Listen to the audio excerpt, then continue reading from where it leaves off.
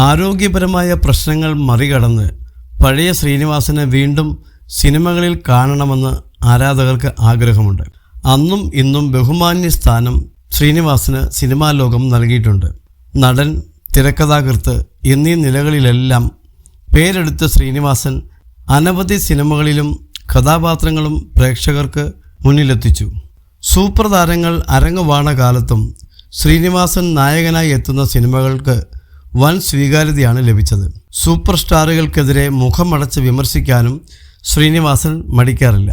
അന്നും ഇന്നും ഇക്കാര്യത്തിൽ മാറ്റം വന്നിട്ടില്ലെന്നത് ശ്രദ്ധേയമാണ്. അടുത്തിടെ നൽകിയ അഭിമുഖത്തിൽ പോലും മോഹൻലാലിൻ്റെയും മമ്മൂട്ടിയുടെയും ആരാധകരെ ചൊടിപ്പിച്ച ചില പരാമർശങ്ങൾ ശ്രീനിവാസൻ്റെ ഭാഗത്തുനിന്നുണ്ടായി. ഉദയനാണ് താരം എന്ന സിനിമയിലെ എൻ്റെ തല എൻ്റെ ഫുൾ ഫിഗർ എന്ന ഡയലോഗ് മമ്മൂട്ടിയെ ഉദ്ദേശിച്ചായിരുന്നു എന്നാണ് ശ്രീനിവാസൻ തുറന്നു പറഞ്ഞത്.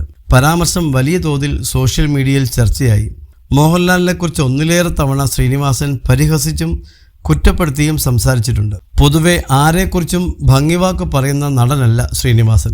ശ്രീനിവാസനെ പോലെ മോഹൻലാലിനെയും മമ്മൂട്ടിയെയും കുറിച്ച് തുറന്നു സംസാരിച്ച മുൻനിര നടൻ മലയാളത്തിൽ ഇല്ല.